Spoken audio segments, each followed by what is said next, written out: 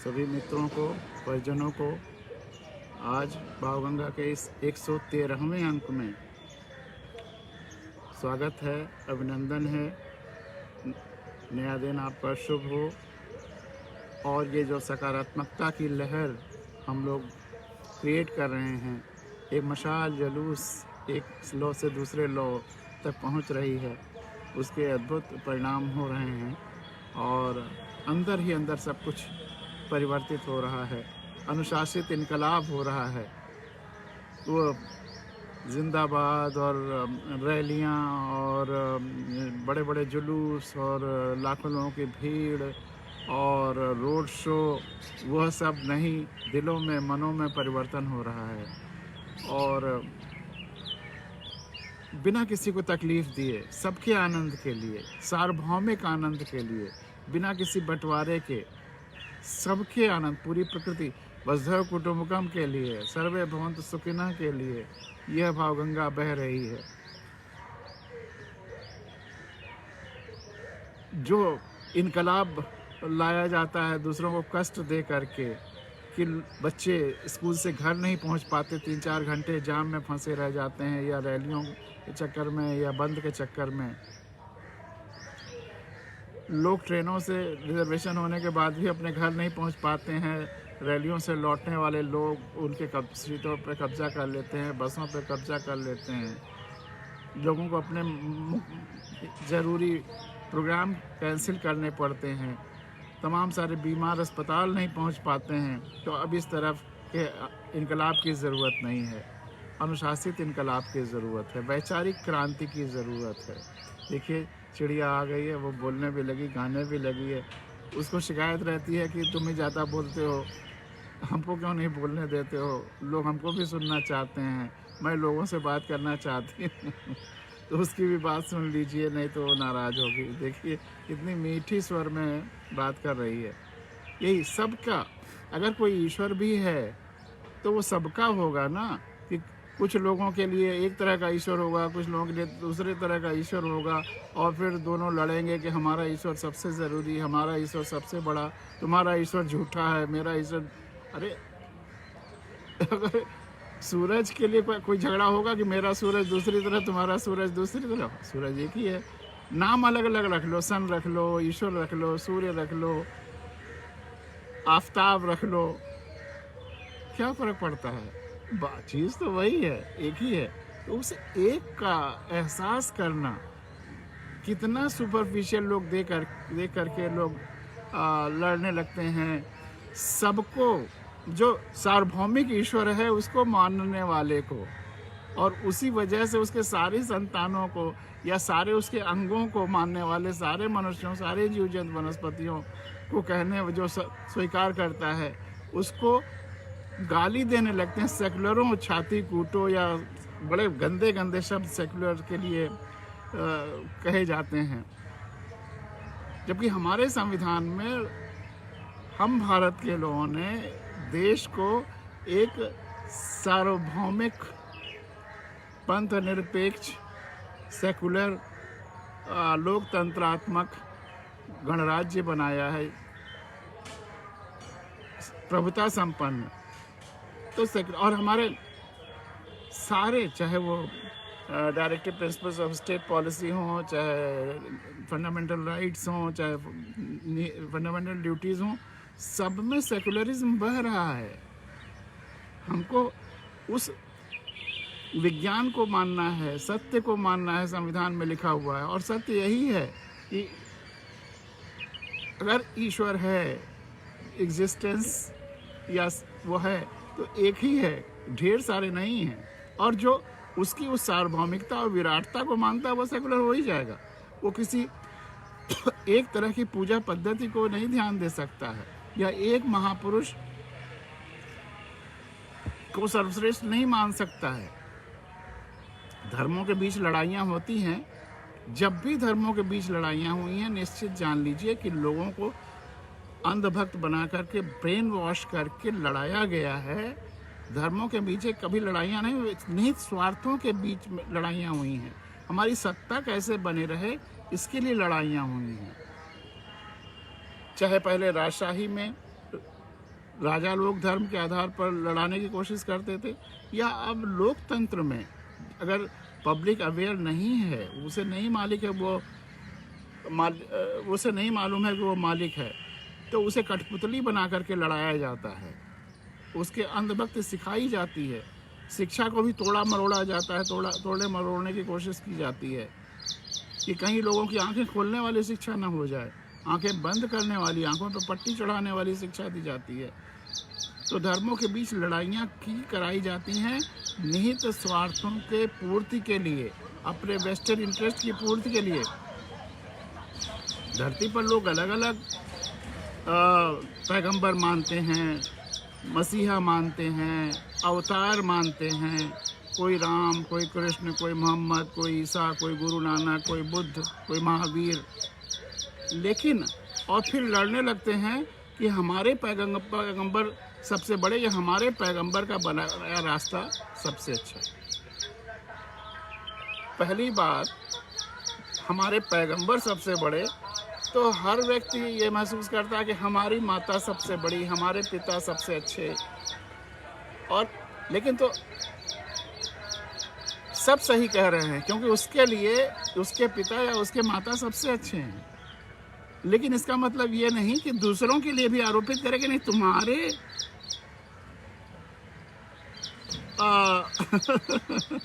एक चुटकुला याद आ गया कि तुम्हारे लिए भी हमारे माता पिता ही सबसे अच्छे। नहीं, हमारे लिए हमारे माता पिता सबसे अच्छे हैं, तुम्हारे लिए तुम्हारे माता पिता सबसे अच्छे हैं।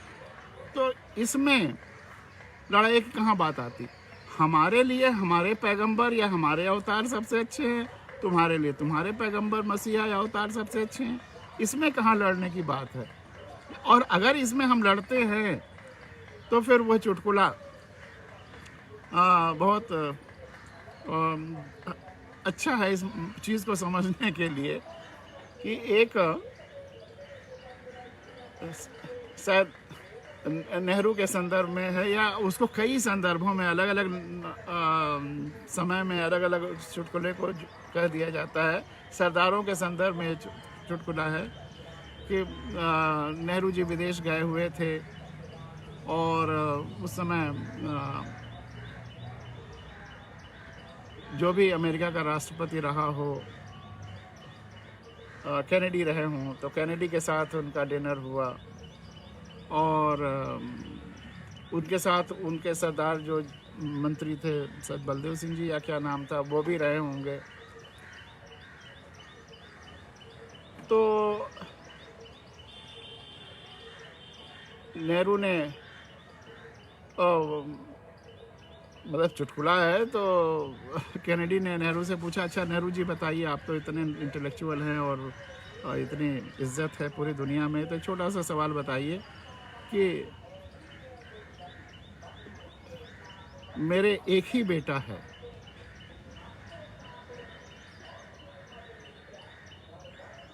और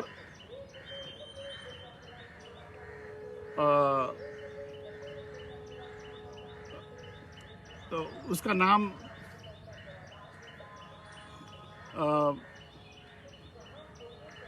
उसका सरनाम क्या होगा, या क्या मतलब कुछ उस तरह का है कि मेरे एक ही बेटा है और उसका सरनेम क्या होगा? तो नेहरू जी ने कहा कैनेडी।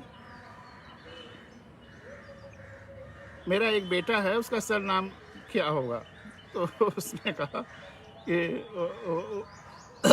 नेहरू जी ने कहा कैनेडी। सारी बलदेव सिंह जी नहीं गए थे,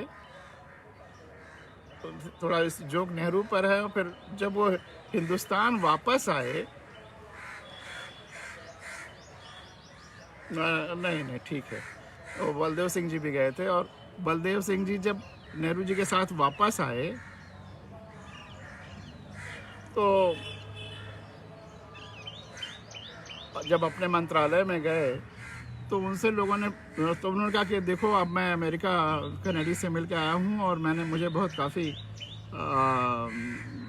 सवाल पूछने का और इंटेलिजेंस का सब ज्ञान हो गया है। अब बताओ, मैं तुमसे एक पूछता हूँ कि तुम्हारे जो उनका चीफ सेक्रेटरी था, तुम्हारा एक बेटा है, तो उनके मान लीजिए कोई रहे होंगे जो भी उनके चीफ सेक्रेटरी डिपार्टमेंट के, त्रिपाठी जी या पिल्लई साहब या जो भी सिंह साहब, जो भी है, सिंह साहब, आपके एक बेटा है तो उसका सरनेम क्या होगा? तो उनका सिंह होगा। कहा नहीं, उसका नाम, उसका सरनेम कैनेडी होगा। जब हम दूसरे की सुनी सुनाई बात को अपने ऊपर भी लागू कर लेते हैं बिना सोचे समझे, अंधभक्त की, अपने या सामने वाले का जो बेटा होगा उसका सरनेम उसका होगा, उसकी जगह पर किसी और के सरनेम को भी एडॉप्ट जब कर लेते हैं तो हम हंसी के पात्र, उपहास के पात्र, माखौल के पात्र बन जाते हैं। आज वह चुटकुला हर आदमी देश में दोहरा रहा है और दुनिया में भी काफ़ी हद तक यह दिख रहा है। दुनिया में कम है, बहुत कम है, लेकिन हिंदुस्तान में विशेष रूप से ये पीड़ित है, ये बीमारी कोरोना की तरह से आ गई है कि हर आदमी दूसरे के जो कहता है कि हमारे पिता सबसे अच्छे हैं हमारे, तो वो ये नहीं कहता, वो कहता नहीं, दूसरे के पिता, तुम्हारे पिता नहीं, हमारे ही पिता सबसे अच्छे हैं। तुम अपने पिता को सबसे अच्छा मत कहो, हमारे ही पिता सबसे अच्छे हैं। तुम ये कहो कि मिस्टर एक्स के पिता सबसे अच्छे हैं, अपने पिता को मत कहो। यह आतंकवाद हर आदमी में पैदा हो रहा है। हर आदमी ज़बरदस्ती अपने पिता को दूसरों से अच्छा कहलवाना चाहता है, अपने पैगंबर को दूसरों से भी सबसे अच्छा कहलवाना चाहता है। पैगंबर तो इतने सारे हुए, होते जाएंगे। जो भी थोड़ा सा अच्छा काम सबके लिए करता है वो पैगंबर मान लिया जाता है, पूजा जाने लगता है। अमिताभ बच्चन की भी मूर्तियाँ बनने लगती हैं, मायावती की भी मूर्तियाँ बनने लगती हैं, पूजा करने लगते हैं, मंदिर बनने लगते हैं। ये सब तो होता रहेगा। श्रद्धा को, वही है ना कि हमारे पास श्रद्धा का बोझ बहुत हमारे सर पर लाद लेते हैं और संभाल नहीं पाते, तो कहीं ना कहीं पटकने लगते हैं। मंदिर बनाकर वहाँ जाकर सर नवा करके अपना कुछ बोझ उतारते हैं, अपने अनलोड करते हैं। तो धर्मों के बीच जितनी लड़ाइयाँ हुई हैं बड़ी विचित्र लगती हैं। ये तो हुई हमारा पैगंबर सबसे श्रेष्ठ है, दूसरा उसके बताए रास्ते सबसे श्रेष्ठ हैं, इस पे भी लड़ते हैं और सोचते हैं वही रास्ता है। अरे हम अलग अलग शहर में हैं तो अलग अलग रास्तों पे चलेंगे ना, कि एक ही रास्ते को सब सबसे अच्छा मान करके उसी पे चलने लगेंगे और दूसरे से कहेंगे तुम किसी भी शहर में हो, अगर तुम्हें अपने घर से निकलना है तो पूरब ही जाना है। अरे अगर रास्ता ही नहीं पूरब तो फिर दूसरी तरफ जाएगा, अपने देश काल परिस्थिति के अनुसार रास्ता बनाएगा ना, कि किसी एक के कह देने से बस उसी रास्ते पर सब बढ़िया दसान चलने लगेंगे। तो हर व्यक्ति को अपने अपने तरह से अपने लिए रास्ता चुनने का और हर व्यक्ति को अपने अपने पैगंबर को सर्वश्रेष्ठ मानने का हक है। लेकिन जहाँ तक ईश्वर का सवाल है, वह तो एक ही विराट सार्वभौमिक ईश्वर है जो संपूर्ण एग्जिस्टेंस है और बाकी सब, किसी भी धर्म के लोग हों, जीव जंतु वनस्पति हों, सब उसके अंग हैं। तो फिर कैसी लड़ाई? सब उसी एक विराट के अंग हैं। ईश्वर ने, कई ईश्वरों ने इस धरती को नहीं बनाया है और जो क्रिएटर और क्रिएशन दोनों एक हो जाते हैं, वन है, अद्वैत है। अद्वैत ही सही फिलॉसफी है।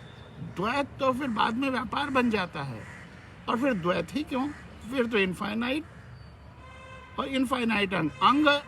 जब हम अंगों को देखते हैं तब अनंत देखते हैं, लेकिन जब हम शरीर देखते हैं तब अद्वैत होता है। द्वैत अद्वैत का अंतर इतना ही है कि अगर हम बॉडी पार्ट्स को देखने लगे तो अद्वैत है, लेकिन जब शरीर देखते हैं तो इतनी छोटी सी बात लोग नहीं समझते हैं और द्वैत अद्वैत के लिए भी लड़ते हैं। अरे द्वैतों अद्वैतों में हिंदुस्तान में लड़ाइयाँ हुई हैं, शैवों और वैष्णवों में लड़ाइयाँ हुई हैं। जहाँ यह आतंकवाद की हमारी बात सही और तुम उसको मानो, वहीं पर लड़ाई शुरू हो जाती है। और भाव गंगा का बेसिक मिशन ही यही है कि मैं जो भी कहता हूँ सुन लीजिए, लेकिन मानिए मत। हमारे कहने से कभी मत मानिए। अपनी आंखें खोलिए, अपना मन खोलिए, आपको जो अच्छा लगे वो करिए, वह मानिए। पूरी स्वतंत्रता तो है ही नहीं। मैं आपको परतंत्र कर भी नहीं सकता हूँ या जबरदस्ती ये कह ही नहीं सकता हूँ कि आप इसको मानिए। मैं केवल वह कह रहा हूँ जो मैंने देखा है, और आप भी वही मानिए, वही कहिए जो आपने अपनी आंखों से देखा है। अगर हमारा आपका देखना एक रिजल्ट लाता है तो रेजोनेंस हो जाएगा, अनंत हो जाएगा, चमत्कार हो जाएगा।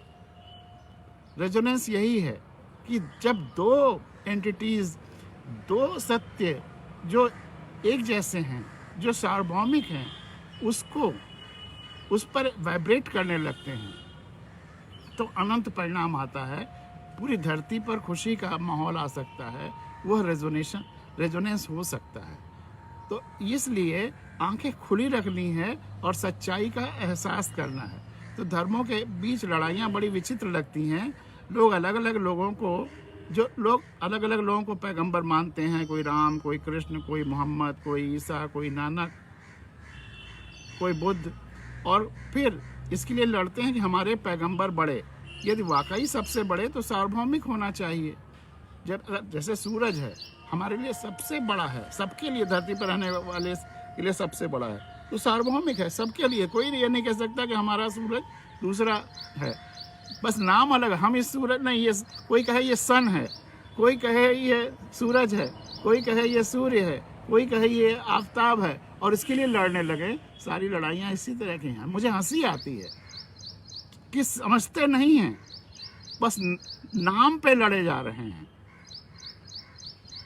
जहाँ तक ईश्वर की बात है, पैगंबर तो व्यक्ति है, महापुरुष है, जिसको हमने इज्जत देते देते देते देते सालों दर साल, जब वो पैदा हुआ था तो कोई पैगंबर या मोहम्मद अवतार होकर के पैदा नहीं हुआ था। हर व्यक्ति एक बच्चे के रूप में पैदा हुआ था, और धीरे धीरे बढ़ते बढ़ते लोगों ने इतनी इज्जत दी कि उसे अवतार, पैगंबर या मसीहा मान लिया, नहीं तो तीर्थंकर मान लिया।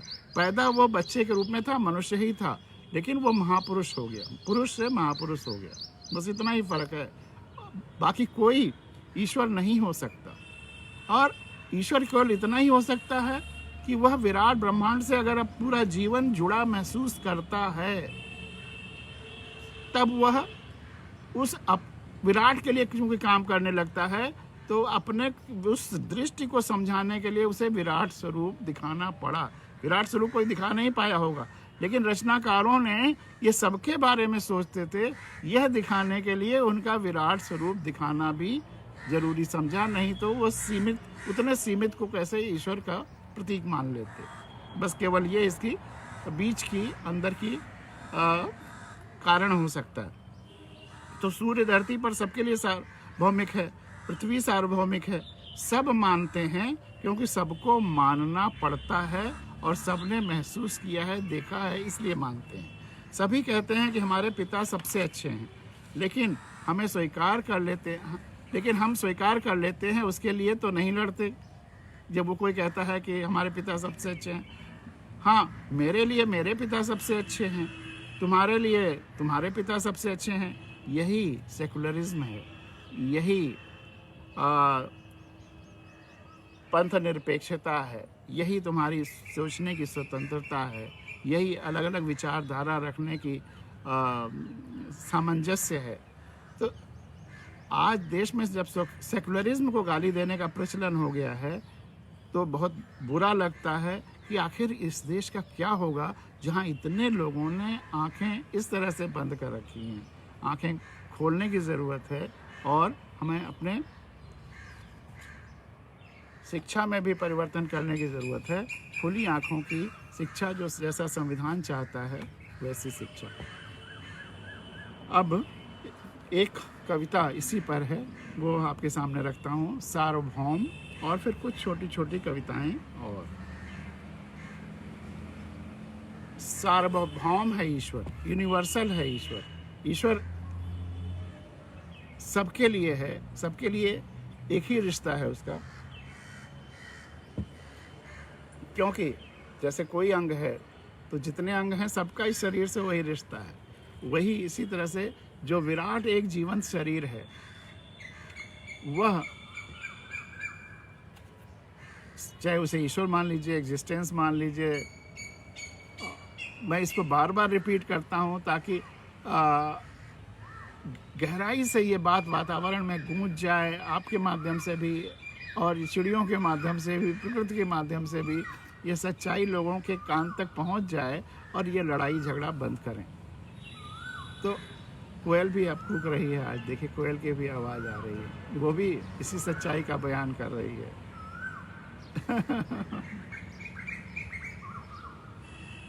तो जो भी आप उस विराट जीवन शरीर है जिसे हम ईश्वर भी मानते हैं, अलग अलग नामों से मानते हैं, लेकिन हम भी उसके एक अंग हैं और सारा जो भी दिख रहा है एग्जिस्टेंस सब उसके अलग अलग अंग हैं। तो अलग अलग अंग आपस में लड़ने लगें कि हमारा शरीर अलग, हमारा शरीर अलग, तो ये इसका मतलब कि लकवा मार गया है, बस शरीर में लकवा मार रहा है। और यह जो अंग उस संपूर्णता से जुड़ाव नहीं महसूस करते हैं वह पैरालाइज्ड हैं। जाहिर तौर पर शरीर तो स्वस्थ दिखेगा लेकिन वह मानसिक लकवापन है, मानसिक पैरालिसिस है, मेंटल पैरालिसिस है। उसको स्वस्थ करने की ज़रूरत है, उस विचारधारा को स्वस्थ करने की ज़रूरत है। लेकिन देश में मानसिक लकवेपन की एक बहुत ज़्यादा शिकार होते चले जा रहे हैं और ये अंत में आत्मघाती ही सिद्ध होता है। तो इसे दूर होने की ज़रूरत है। सेल्फ डिस्ट्रक्टिव होता है। अपने को सबसे ज़्यादा, अगर हम नफ़रत से भरे रहेंगे तो हमारे शरीर के सेल्स पर उसका प्रभाव पड़ेगा। ग्लैंड से हमारे जो सीक्रेशंस होंगे वो हमको और बीमार, शारीरिक रूप से भी बीमार कर देंगे। इसीलिए 93-94% बीमारियां साइकोसोमेटिक होती हैं। हमारे मस्तिष्क का, सोच विचार का, मानसिकता का शरीर पर असर पड़ता है और शरीर बीमार हो जाता है। तो सार्वभौम है ईश्वर, यूनिवर्सल है ईश्वर, सबके लिए एक है ईश्वर और वही टोटल एग्जिस्टेंस है। तो संपूर्णता ही ईश्वर है। तो सार्वभौम है ईश्वर, लेकिन हम अलग अलग दर्पणों से, अलग अलग मिरर से उसे देखने दिखाने की कोशिश कर रहे हैं।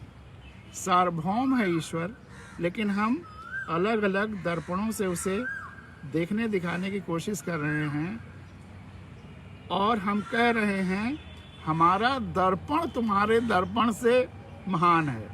उस ईश्वर से कोई मतलब नहीं है। हम कह रहे हैं कि हमारा मिरर, हमारा दर्पण तुम्हारे दर्पण से महान है। ईश्वर तो एग्जाम्पल के लिए जो दृष्ट है और सबसे हमारे पास ऊर्जा का स्रोत है, सूरज, जो हमारे लिए सार्वभौमिक है। तो उदाहरण के लिए ईश्वर तो सूर्य सदृश है, जबकि सूर्य तो दृष्ट है, दृश्यमान है।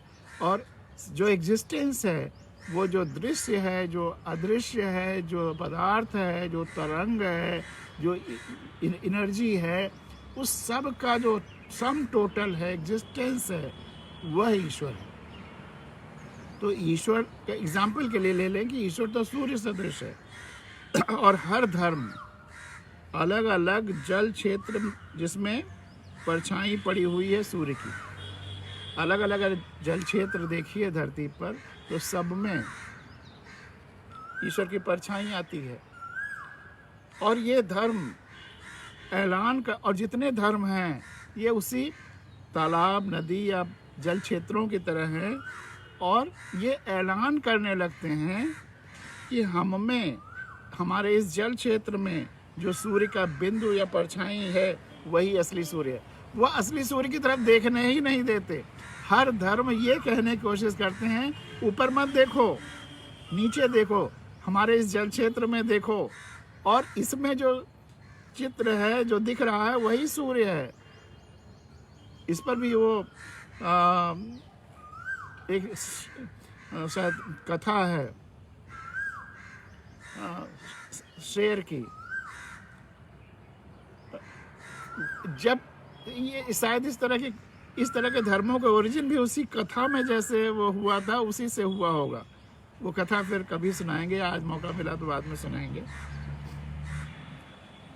तो हर धर्म जो किसी जल क्षेत्र पर अपना अधिकार माने बैठे हैं या जल क्षेत्र को अपना धर्म, वो मतलब वो धर्म बन गए हैं वो जल क्षेत्र, तो वो बस यही कहाते हैं कि बस इस जल क्षेत्र में जो सूरज की परछाई, इमेज या बिंब बना हुआ है यही असली सूर्य है। और तमाम भोले भाले लोग पूजा करने लगते हैं इन्हीं जल क्षेत्रों की, क्योंकि इसमें ईश्वर दिख रहा है, सूरज दिख रहा है। इसमें हमारा अहंकार भी है, व्यापार तो है ही, अहंकार भी है। हम कहना चाहते हैं मैं तुमसे श्रेष्ठ हूँ, मैं कहना चाहता हूँ कि मैं तुमसे श्रेष्ठ हूँ, लेकिन सीधी सादी भाषा में कह दूँ तो तुम मानोगे ही नहीं। लेकिन मनवाना चाहते हैं तो हम इसमें हमारा अहंकार भी है। हम कहना तो चाहते हैं कि मैं तुमसे श्रेष्ठ हूँ, लेकिन सीधी सादी भाषा में कह दूँ तो तुम मानोगे ही नहीं, शायद झगड़ बैठोगे। इसीलिए हम कहते हैं हमारे दर्पण तुमसे श्रेष्ठ हैं, हमारे दर्पण तुम्हारे से श्रेष्ठ हैं, हमारे दर्पण तुम्हारे से श्रेष्ठ हैं, हमारा आवरण तुम्हारे से श्रेष्ठ है, हमारा आडंबर तुम्हारे से श्रेष्ठ है, और हमारा ईश्वर तुम्हारे से श्रेष्ठ है। जबकि ईश्वर है सार्वभौम, वह सबका है, सबसे उसका एक ही रिश्ता है, और वह खुद भी उसी ईश्वर का एक अंग है। तो यह रहा आज की जो निरर्थक प्रवृत्तियां चल रही हैं, आत्मघाती प्रवृत्तियां इस देश में चल रही हैं, उस पर यह चर्चा ज़रूरी है। कोशिश करेंगे कि आज के बाद सबसे पहले ताज़ा विषयों पर एक थोड़ी सी चर्चा हो जाए, उसके बाद कुछ कविता, कहानी, व्यंग, शेर, हाइकू, गज़ल, ये सब तो चलता ही रहेगा, लेकिन कोई ताज़ा टॉपिक पर भी कुछ न कुछ चर्चा होती रहे।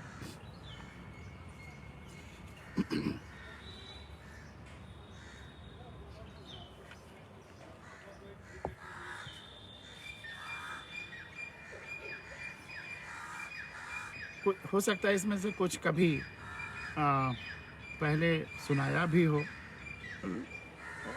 कुछ कविताएं कभी कभी रिपीटिशंस हो सकते हैं, लेकिन जो किताबें छपती हैं और जो उनको तमाम एकेडमिक बॉडीज़ और रिवार्ड बॉडीज़ में जाती हैं, तो उसमें ये होना चाहिए, कंडीशन होती है कि पिछली किसी किताब से अगर कोट किया गया है तो 25%, एक चौथाई से ज़्यादा नहीं होना चाहिए। तो हमारे ख्याल से हम लोगों के किसी प्रोग्राम में चौथाई से ज़्यादा रेपिटेशंस नहीं होंगे।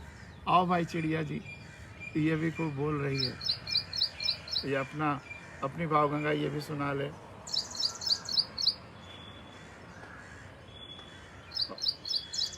आशुतोष जी ने कहा कि ईश्वर तो सूर्य सदृश है, बिल्कुल सही। सूर्य ही तो धरती और जीव जगत में जर में जरे जरे में शामिल है। अद्भुत विचार, थैंक यू आशुतोष जी।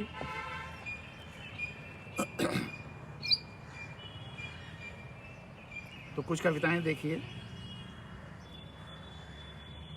वही गम, वही आप, कभी कभी ऐसा होता है कि आप फिल्म देखते समय, टीवी देखते समय इतने व्याकुल हो जाते हैं देख करके कि आंखों से आंसू निकलने लगते हैं, कभी कभी तो फपक के रोने लगते हैं। कितनी बार मैंने देखा। और एग्जैक्टली वही गम कभी आपके ऊपर पड़ता है तो आप उससे जूझने में इतने कभी व्यस्त हो जाते हैं, कभी इतने स्तब्ध हो जाते हैं कि आपकी आंखों से आंसू भी नहीं निकलते। ये कई बार मैंने कई लोगों के साथ ये चीज़ें देखी हैं। या आप अपना रोना पोस्टपोन कर देते हैं, फिर जब सब कुछ कहीं फिर जूझते परिस्थितियों से, इससे उससे जब थोड़ा रिलैक्स होते हैं तब आंसू निकलते हैं, तब रोते हैं। तो वही गम जब हम टीवी या सिनेमा में देखते हैं तो रो पड़ते हैं। वही गम जब हम टीवी या सिनेमा में देखते हैं तो रो पड़ते हैं। और वही गम जब धीरे धीरे हम पर पड़ता है जीवन में, और वही गम जब धीरे धीरे हम पर पड़ता है जीवन में, तो अक्सर हम सह ले जाते हैं, सह ले जाते हैं, उससे जूझते रह जाते हैं, बगैर आँखें नम किए हुए। आपने महसूस किया होगा, यह जीवन की एक सच्चाई है। और आदर्श, एक और कविता है आदर्श। कोई आदर्श नहीं मिला। अगर हम खुली आंखों से, खुले मस्तिष्क से ढूंढेंगे तो कोई आदर्श नहीं मिलेगा आपको। वह अपने लिए आदर्श था, आपके लिए वो आदर्श नहीं हो सकता। आपके लिए फिर आदर्श कौन होगा? कोई आदर्श नहीं मिला। आदर्श मिले तो जुगनुओं की तरह, आदर्श मिले, आइडियल्स मिले तो जुगनुओं की तरह, आदर्श मिले तो चमकीले रेत कणों की तरह, आदर्श मिले तो चमकीले रेत कणों की तरह या मृग मरीचिकाओं की तरह, आदर्श मिले तो शीशे के टुकड़ों की तरह, आदर्श मिले तो शीशे के टुकड़ों की तरह। पूर्ण आदर्श, ऐसा आदर्श जिसे सहेज कर रखा जा सके, ऐसा आदर्श जिसे सहेज कर रखा जा सके, सहज ही मन में बसाया जा सके, जिसके बताए रास्तों पर बिना सोचे समझे चला जा सके, अब तक नहीं मिला, कोई भी नहीं मिलेगा। कोई आदर्श नहीं मिला।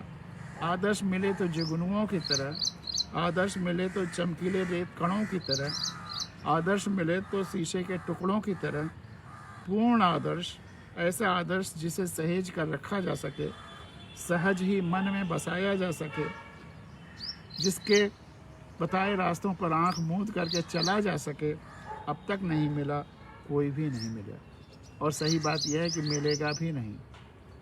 ऐसा आदर्श अपने लिए हमें खुद ही बनना होगा। अपने लिए हमें खुद ही अपना आदर्श बनना होगा। सेल्फ रियलाइजेशन करना होगा, सेल्फ एक्चुअलाइजेशन करना होगा। इसीलिए बुद्ध की उस बात को याद रखना है, अपदीपो भव। अपने मार्ग दीप बनना है, अपने प्रकाश स्तंभ बनना है। अपदीपो भव, हमें अपना आदर्श खुद बनना है। जब तक हम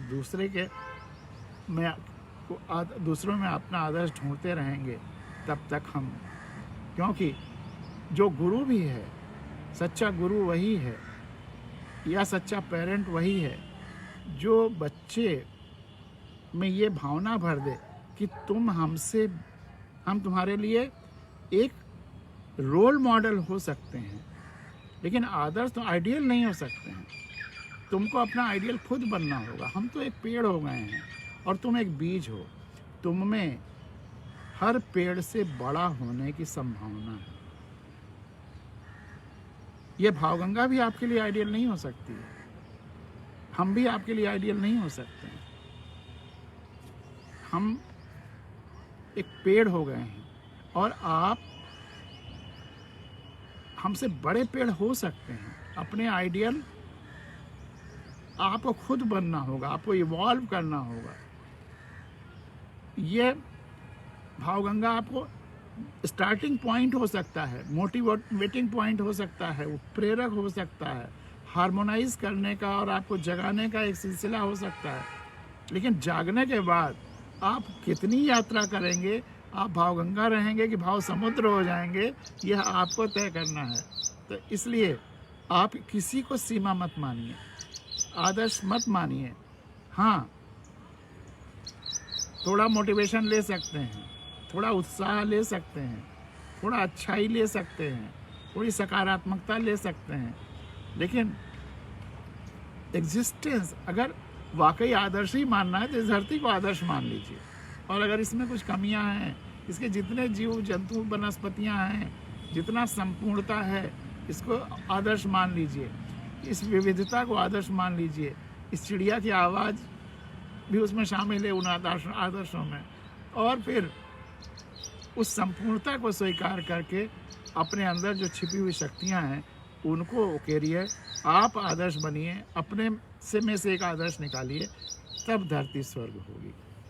तो आदर्श एक कविता थी जो आपके सामने रखी।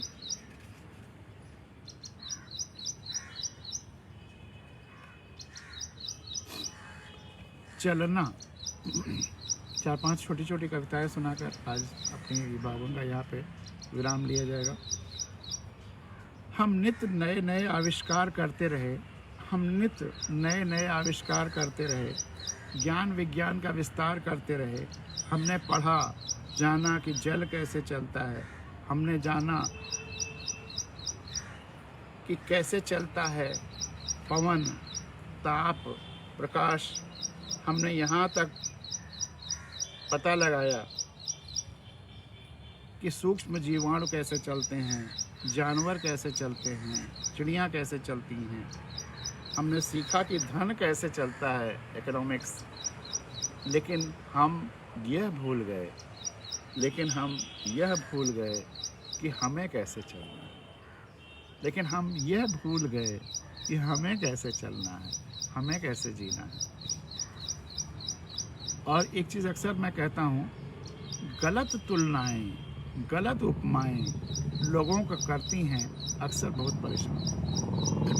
कभी कभी लोगों के मन में कोई तुलना बस जाती है, किसी कवि ने, राइटर ने कोई तुलना की थी, और वो इतना हावी हो जाता है कि उस तुलना की यहाँ कोई आवश्यकता नहीं है, तुलना करने वाली स्थिति नहीं है, फिर भी तुलना करके उस तुलना की, उस उपमा की अंधभक्ति करने लगते हैं। तो खुली आंखें हों तो अंधभक्ति कभी आप नहीं करेंगे। हर स्थिति के अनुसार जो सबसे अच्छा हाल निकला होगा वही उपयोग करेंगे। गलत उपमाएं, गलत तुलनाएं लोगों को करती हैं अक्सर बहुत परेशान। और अक्सर लोग कहते हैं कि भोग नहीं होना चाहिए, काम नहीं होना चाहिए, क्रोध नहीं होना चाहिए, वगैरह वगैरह, ये सब वासना नहीं होनी चाहिए। जितनी तरह के ईश्वर ने शक्तियां मनुष्य को दी हैं सबका निगेशन कर देते हैं। तो साधु सहज समाज बलि में कबीर ने उसी का जवाब दिया। एक तरह से अपनी शक्तियों को पहचानिए और उचित समय पर उसका प्रयोग करिए। अब उसी बात को लेकर के एक छोटे से उदाहरण के रूप में, बीज, अपने अंदर के किसी बीज को समाप्त मत करना, अपने अंदर के किसी बीज को समाप्त मत करना। फसल चाहे किसी बीज से लेना, अपने अंदर के किसी बीज को समाप्त मत करना। फसल चाहे किसी बीज से लेना, पता नहीं किस बीज की कब ज़रूरत पड़ जाए, पता नहीं किस बीज की कब ज़रूरत पड़ जाए। कभी कभी क्रोध की भी ज़रूरत होती है, कभी कभी वासनाओं की भी ज़रूरत होती है। बुरी वासनाएं या बुरी प्रवृत्तियां या नुकसानदेह चीज़ें वो ख़राब हैं, लेकिन ईश्वर ने जो भी आपको शक्तियां दी हैं वो कभी न कभी, कहीं न कहीं उसका सकारात्मक उपयोग करने के लिए दी हैं। उसको, उस बीज को बचाए रखना। इसी पर एक कविता है, वो याद आ गई, आपको सुनाया भी है, लेकिन यहाँ फिर उसका संदर्भ आ गया है तो उसको यहाँ भी फिर एक बार कह देना अच्छा रहेगा। कवि होता है किसान, कवि होता है किसान। और ये जो हम लोग बातचीत कर रहे हैं ये भी एक तरह से किसानी ही है। मेरे शब्द तो बीज हैं, मेरे शब्द तो बीज हैं जिन्हें बोता हूँ समाज की ज़मीन पर। मेरे शब्द तो बीज हैं जिन्हें बोता हूँ समाज की ज़मीन पर। यदि शब्द और समाज परस्पर वही संबंध बना सके, वही हारमोनियस रिलेशनशिप हो पाया, या अंडरस्टैंडिंग हो पाई, या समझ हो पाया, या कम्युनिकेशन हो पाया।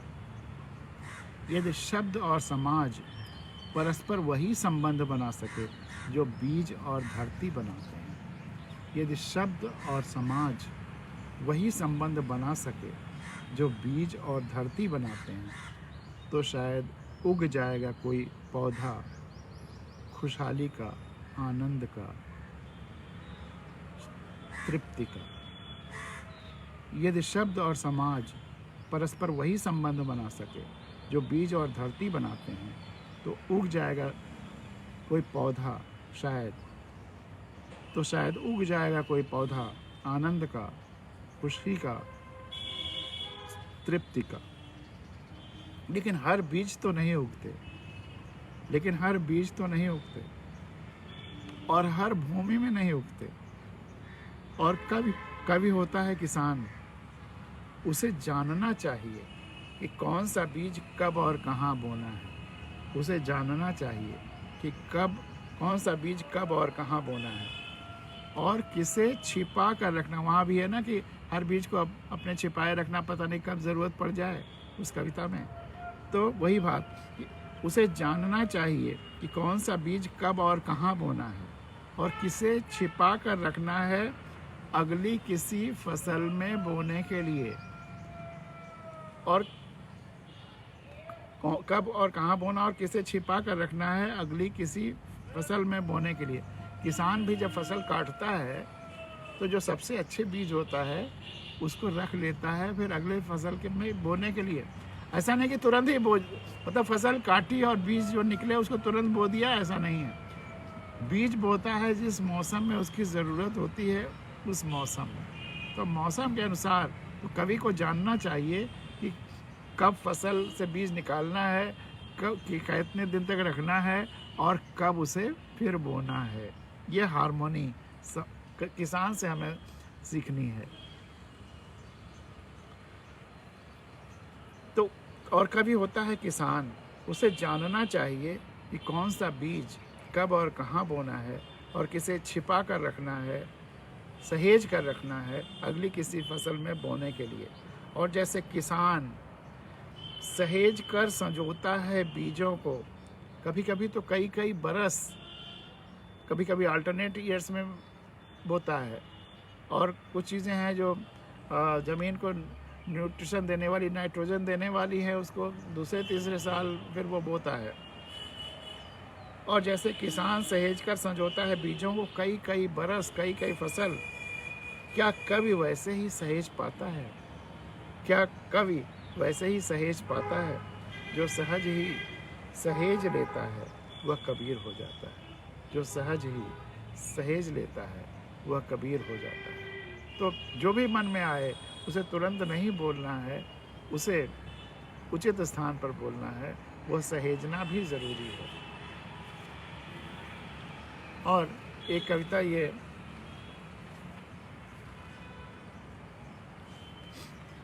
तीन कविताएं और सुनाकर आज की ये भावगंगा हम लोग यहाँ विराम लेंगे।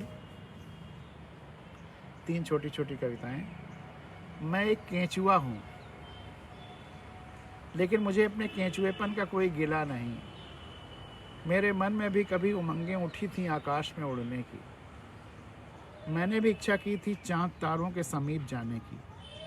मैंने भी इच्छा की थी चांद तारों के समीप जाने की।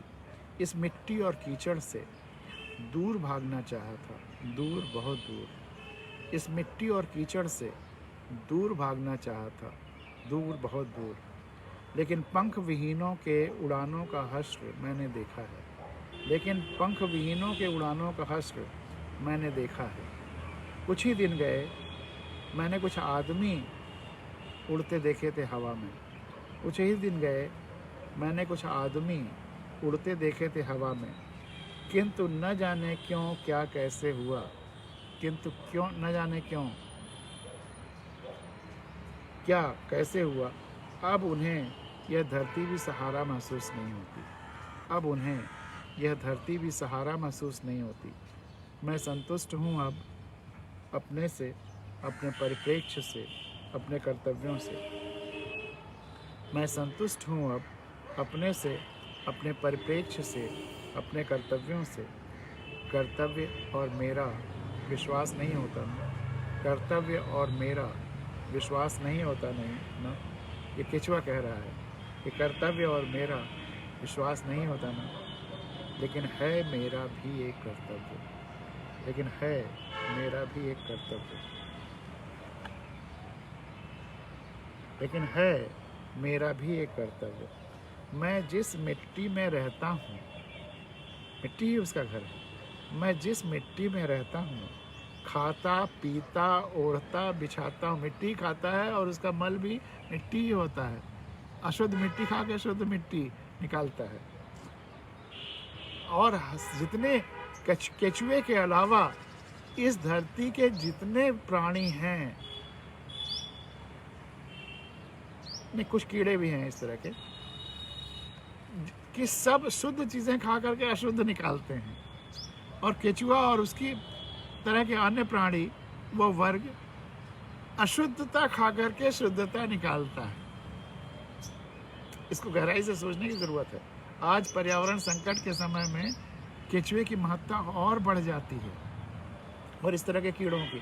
तमाम ऐसे कीड़े हैं जो लैट्रिन वगैरह को, आप खुले में जाइए शौच में, तो आपके शौच से आपके मल को वह खा जाएंगे कीड़े और फिर शुद्ध मिट्टी बना देंगे। पॉलीथीन तक खाने वाले कीड़े धीरे धीरे डेवलप करने की कोशिश हो रही है। सूअर मैला खाती है, लेकिन वह जो निकालती है वो भी मैला होता है। लेकिन ये सब ये कीड़े और ये केचुआ अद्भुत है, पूज्य हैं, धरती के बहुत बड़े इज्जत के पात्र हैं। ये नॉर्मल जो केचुए हैं बड़े साइज़ वाले, वो और ये छोटे छोटे जो हैं वो उतना मिट्टी नहीं निकाल पाएंगे, बना पाएंगे शुद्ध। तो ये जो नॉर्मल हमारे हिंदुस्तानी केचुए हैं, ये बहुत अच्छे हैं, बहुत ज़रूरी हैं इस धरती के लिए। मैं संतुष्ट हूँ अब अपने से, अपने परिप्रेक्ष्य से, अपने कर्तव्यों से। कर्तव्य और मेरा विश्वास नहीं होता ना, लेकिन है मेरा भी एक कर्तव्य। मैं जिस मिट्टी में रहता हूँ, मैं जिस मिट्टी में रहता हूँ, खाता पीता ओढ़ता बिछाता हूँ, वही खाता हूँ, वही पीता हूँ, वही ओढ़ता हूँ, वही बिछाता हूँ। लेकिन है मेरा भी एक कर्तव्य। मैं जिस मिट्टी में रहता हूँ, खाता पीता ओढ़ता बिछाता हूँ, उसे शुद्ध भी करता हूँ, उसे शुद्ध भी करता हूँ, उर्वरा बनाता हूँ, उसे शुद्ध भी करता हूँ, उर्वरा बनाता हूँ। इस मिट्टी से ही उत्पन्न होकर, इस मिट्टी से ही उत्पन्न होकर, यदि औरों की तरह मैं भी इस मिट्टी से ही उत्पन्न होकर, यदि औरों की तरह मैं भी इसे कीचड़ और गंदगी समझ, इसे कीचड़ और गंदगी, केचुआ उसको कीचड़ और गंदगी समझता भी नहीं है, नहीं तो फिर रहता क्यों? इसे कीचड़ और गंदगी समझ, अपनी गंदगी भी इसे थोप, इसे कीचड़ और गंदगी समझ, अपनी गंदगी भी इसे थोप, आकाश में उड़ने लगूं तो इस मिट्टी का क्या होगा? तो इस मिट्टी का क्या होगा? और दो छोटी छोटी कविताएं। ऊंचाइयां। मैंने ज़िंदगी में ऊंचाइयां इसलिए नहीं चाही थी, मैंने ज़िंदगी में ऊंचाइयां इसलिए नहीं चाही थी कि कोई सुकून मिलता। मैंने ज़िंदगी में ऊंचाइयां इसलिए नहीं चाही थी कि कोई सुकून मिलता। कोई अहंग शांत करने का भी नहीं था कोई भाव, कोई अहंग शांत करने का भी नहीं था कोई भाव, या ऊंचाइयों पर घर बनाने का भी नहीं था कोई इरादा। ये 80 के दशक की कविता है, 40 साल पहले की कविता है। मैंने ज़िंदगी में ऊंचाइयां इसलिए नहीं चाही थी कि कोई सुकून मिलता। एक छोटा बच्चा, उसके सपने हिंदुस्तान या दुनिया के अधिक से अधिक चीज़ों, ऊंचाइयों तक पहुंच सके, देख सके, जान सके, समझ सके। मैंने ज़िंदगी में ऊंचाइयां इसलिए नहीं चाही थी कि कोई सुकून मिलता। कोई अहंग शांत करने का भी नहीं कोई भाव कि मैं ये हो गया हूँ, मैं ये हो गया हूँ। वो अहंकार नहीं था, कोई पद पाना या कोई यात्रा करना या कहीं पहुंचना किसी अहंकार पूर्ति के लिए नहीं था, दिखाने के लिए नहीं था। मैं तो छोड़ने के लिए, अपनी जहाँ तक अपनी बात करूँ, सिविल सर्विसेज, मेरी डायरियाँ उस समय की गवाह हैं, सिविल सर्विसेज में अपीयर हो रहा था ये दिखाने के लिए कि मैं भी उसमें सक्सेसफुल हो सकता हूँ। ज्वाइन नहीं करूँगा, यहाँ तक मेरा भाव था कि ज्वाइन करने की ज़रूरत नहीं है, शायद उस बंधन में रह करके उतना कुछ नहीं कर पाऊँगा जितना कि ईश्वर ने शक्ति दी है, जो ईश्वर मुझसे कराना चाहता है या संपूर्णता को मुझसे जो कराना है। मैंने ज़िंदगी में ऊंचाइयां इसलिए नहीं चाही थी कि कोई सुकून मिलता, कोई अहंकार अहंग शांत करने का भी नहीं था कोई भाव, या ऊंचाइयों पर घर बसाने का भी नहीं था कोई इरादा। हमारे साथ जो प्रिंसिपल चीफ कमिश्नर हो करके या डिपार्टमेंट में आईएएस के जितने लोग रिटायर हुए हैं, लखनऊ में बहुत कम रहते हैं, ज़्यादातर बम्बई, दिल्ली या किसी मेट्रोपॉलिटन में रहते हैं। लखनऊ में भी किसी प्रिंसिपल चीफ कमिश्नर का घर इतना छोटा नहीं होगा जितना मेरा है, लेकिन हाँ, इन पेड़ पौधों के कारण बहुत बड़ा हो गया, बहुत ऊंचा हो गया है, और इसमें सब जीव जंतु वनस्पतियाँ भी रहती हैं। तो मैंने ज़िंदगी में ऊंचाइयाँ इसलिए नहीं चाही थी कि कोई सुकून मिलता, कोई अहंग शांत करने का भी नहीं था कोई भाव, या ऊंचाइयों पर घर बसाने का भी नहीं था कोई इरादा। ऊंचाइयाँ चाहिए थी, ऊंचाइयाँ चाहिए थी, परमानेंटली नहीं चाहिए थी कि बस उसी पर बैठ के रह जाऊँ ऊंचाइयों पर। ऊंचाइयाँ चाहिए थी थोड़ी देर के लिए, और वो थोड़ी देर के लिए ऊंचाइयाँ देख आया। ऊंचाइयाँ चाहिए थी थोड़ी देर के लिए, क्योंकि सुना है दुनिया काफ़ी दूर दूर तक दिख जाती है, क्योंकि सुना है दुनिया काफ़ी दूर दूर तक दिख जाती है, स्पष्ट और निरावरण, स्पष्ट और निरावरण ऊंचाइयों से, निरावरण बिना किसी आवरण के, खुला। जब आप ऊंचे पहुंच जाएंगे तो वो सच्चाइयों और ऊंचाइयों का खुला रूप देख लेते हैं। तो ऊंचाइयाँ चाहिए थी थोड़ी देर के लिए, क्योंकि सुना है दुनिया काफ़ी दूर दूर तक दिख जाती है, स्पष्ट और निरावरण ऊंचाइयों से। ऊंचाइयाँ, मैंने ज़िंदगी में ऊंचाइयाँ इसलिए नहीं चाही थी कि कोई सुकून मिलता, कोई अहंग शांत करने का भी नहीं था कोई भाव, या ऊंचाइयों पर घर बनाने का भी नहीं था कोई इरादा। ऊंचाइयाँ चाहिए थी थोड़ी देर के लिए, क्योंकि सुना है दुनिया काफ़ी दूर दूर तक दिख जाती है, स्पष्ट और निरावरण ऊंचाइयों से। और अभी उसी पे याद आ गया, अभी इंडियन एक्सप्रेस ने टॉप 100 पर्सनालिटीज़ ऑफ इंडिया की एक लिस्ट दी है। उसमें से करीब 25 लोग ऐसे हैं जो कहीं ना कहीं मेरे साथ बड़े दोस्ताना रिश्ते के साथ रहे हैं, या हमारे कोलीग रहे हैं, या उनको भी मैंने देखा है, करीब से देखा है, निरावरण देखा है, स्पष्ट देखा है।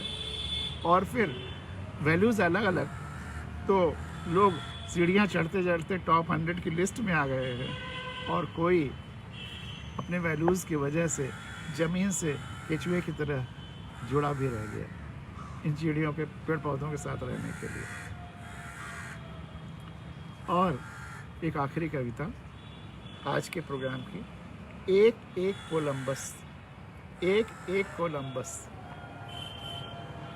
जीवन एक पथ है, जीवन एक पथ है, कुछ खुरदुरा कुछ कोमल।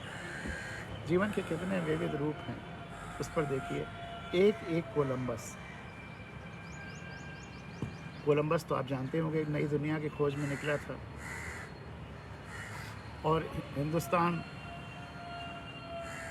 खोजते खोजते अमेरिका पहुंच गया और एक नई दुनिया खोज ली। दरअसल हिंदुस्तान के लिए निकला। उस ज़माने में जब हवाई जहाज़ नहीं थे, शिप्स नहीं थे, एक तरह से अच्छी नाव के सहारे पूरी दुनिया एक महाद्वीप से दूसरे महाद्वीप तक जाना। जीवन एक पथ है, कुछ खुरदुरा कुछ कोमल, कुछ कठिन कुछ सरल। कभी पगडंडियों से गुजरा हूँ, कभी खेत की मेड़, कभी खलिहानों से। जीवन एक पथ है, कुछ खुरदुरा, कुछ कोमल, कुछ कठिन, कुछ सरल, कभी पगडंडियों से गुजरा हूँ, कभी खेत की मेड़, कभी खलिहानों से, कभी धूप, कभी छाँव, कभी तूफानों से, कभी धूप, कभी छाँव, कभी तूफानों से। तो कभी गुजरा हूँ कीचड़ भरे बयाबानों से, तो कभी गुजरा हूँ कीचड़ भरे बयाबानों से, कभी पगडंडियों से गुजरा हूँ, कभी खेत की मेड़, कभी खलिहानों से, कभी धूप, कभी छाँव, कभी तूफानों से, कभी जलती हुई धरती, तो कभी गुजरा हूँ कीचड़ भरे बयाबानों से। शिकवा नहीं, शिकायत नहीं, जीवन यात्रा के किसी अंश से। सब अनुभव था, सब वही ऊंचाइयों पर पहुंच करके कुछ समय के लिए दुनिया को निरावरण और स्पष्ट देख लेने की शायद यही कामना थी। शिकवा नहीं, शिकायत नहीं, जीवन यात्रा के किसी अंश से। शेष जीवन में भी यही सब मिलेंगे, शेष जीवन में भी यही सब मिलेंगे, और कुछ और भी। शेष जीवन में भी यही सब मिलेंगे और कुछ और भी। यदि चलने का व्रत हो, यदि चलने का व्रत हो और हम निश्चय कर लें नहीं गुजरेंगे धूप से, कीचड़ से, तो पूरी होगी यात्रा कैसे। यदि चलने का व्रत हो और हम निश्चय कर लें नहीं गुजरेंगे धूप से, कीचड़ से। धूप और कीचड़ सिंबॉलिकली भी ले लीजिए, तपिश, थोड़ी तपन, ऊष्मा, गर्माहट, और कीचड़, गंदगी या गंदे विचार या गंदे, कभी कभी उसमें भी यात्रा करनी पड़ती है, गंदे विचारों के बीच में, तो वो भी कीचड़ ही है। जो नुकसानदेह विचार तमाम लोगों के हैं, उन तक जा कर के और उसको सुधारने की जो कोशिश होती है, उस कीचड़ से गुजरना होता है। तो शेष जीवन में भी यही सब मिलेंगे। इसको मानसिक रूप में भी उन शब्दों का अर्थ लेते चलिए, सिंबॉलिक रूप से। शिकवा नहीं, शिकायत नहीं, जीवन यात्रा के किसी अंश से। शेष जीवन में भी यही सब मिलेंगे। यदि चलने का व्रत हो और हम निश्चय कर लें नहीं गुजरेंगे धूप से, कीचड़ से, तो पूरी होगी यात्रा कैसे। यात्रा की है ही विशेषता, तरह तरह के रास्ते, तरह तरह की विविधता। यात्रा की है ही विशेषता, तरह तरह के रास्ते, तरह तरह की विविधता। आखिरी लाइनें। अन्वेषण की प्रवृत्ति हम में जन्मजात है। नई खोज की, नई तलाश की, नए अनुभव की, नए अनुभव करने की इच्छा। अन्वेषण, डिस्कवरी, इन्वेंशन, तलाश, इन्वेंशन, अन्वेषण की प्रवृत्ति हम में जन्मजात है। हम सब भी तो हैं एक एक कोलंबस। अन्वेषण की प्रवृत्ति हम सब में जन्मजात है। हम सब भी तो हैं एक एक कोलंबस। हम पथिक कुछ न कुछ नया खोजते रहते हैं, पाते रहते हैं। हम पथिक कुछ न कुछ नया खोजते रहते हैं, पाते रहते हैं। और कोलंबस ने फिजिकली धरती के एक हिस्से को पाने की कोशिश की, लेकिन ये फिजिकल यथार्थ या वस्तुगत कोलंबस की जगह पे बहुत सारे लोग वैचारिक कोलंबस हैं। उसकी धरती को आज और ज़्यादा ज़रूरत है, ताकि धरती में ये जो बंटवारे का ये जो स्वार्थ तंत्र धरती को बांटना चाहता है, युद्ध कराना चाहता है, लूटना चाहता है, उसी माध्यम से वह लूट मार का खेल बंद हो। उसके लिए आज ऐसे कोलंबसों की ज़रूरत भी है कि जो नए नए ऐसे रास्तों की खोज करें, नए नए ऐसे विचार समूहों की खोज करें, विचारों की खोज करें, जो कि इन गंदे विचारों के एक एंटीडोट के रूप में, एक दवा के रूप में काम करें। तो ऐसे कोलंबसों की ज़रूरत है। नए विचारों की दुनिया, जो दुनिया जिन नए विचारों की दुनिया और इस यथार्थ दुनिया दोनों का जब सामंजस्य हो, हार्मनी हो, तो दुनिया खुशहाल हो जाए। ऐसी ज़रूरत है आज ऐसे कोलंबसों की। अन्वेषण की प्रवृत्ति हम में जन्मजात है। हम सब भी तो हैं एक एक कोलंबस। हम पथिक कुछ न कुछ नया खोजते रहते हैं, पाते रहते हैं, नए नए रास्तों पर चलते रहते हैं, तलाशते भी रहते हैं, और कभी नहीं कहते अब बस, और कभी नहीं कहते और कभी नहीं कहेंगे कि अब बस, क्योंकि हम सब भी तो हैं एक एक कोलंबस, और क्योंकि हम सब भी तो हैं एक एक कोलंबस। इसी के साथ आज की भावगंगा यहाँ विराम लेती है। काफ़ी सारे कमेंट्स आए हुए हैं, लेकिन चूँकि सूरज की रोशनी जब ज़्यादा तेज़ हो जाती है तो कमेंट्स दिखते नहीं हैं, स्क्रीन ब्लैक हो जाता है और देखना मुश्किल हो जाता है, तो देख नहीं पा रहा हूँ।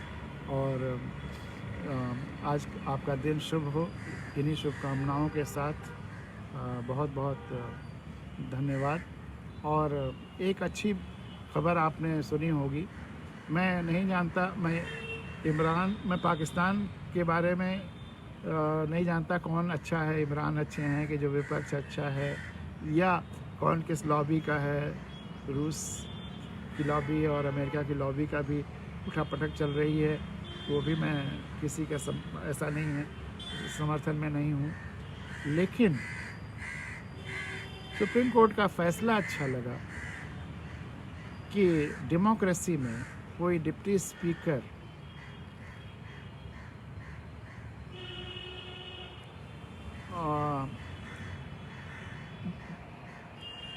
जितने सांसद हैं सबकी राय तो जाननी चाहिए थी उस विषय पर, उसको खारिज कर देना वो उचित नहीं है। कुछ लोग ये पूछ सकते हैं कि आखिर इमरान भी तो चुनाव के लिए ही कह रहे थे कि पब्लिक के बीच में जाएं, लेकिन पब्लिक के बीच में प्री मैच्योर जाएं, जबकि अभी संभावना है जो चुने हुए लोग हैं उनकी राय लेने की। तो ये एक बहुत गैर लोकतांत्रिक नज़ीर होती, उदाहरण होता। तो सुप्रीम कोर्ट का पाकिस्तान का फैसला तारीफ़ काबिल है, और उसके लिए पाकिस्तान सुप्रीम कोर्ट को बधाइयाँ। और आज का दिन आपका बहुत बहुत शुभ हो।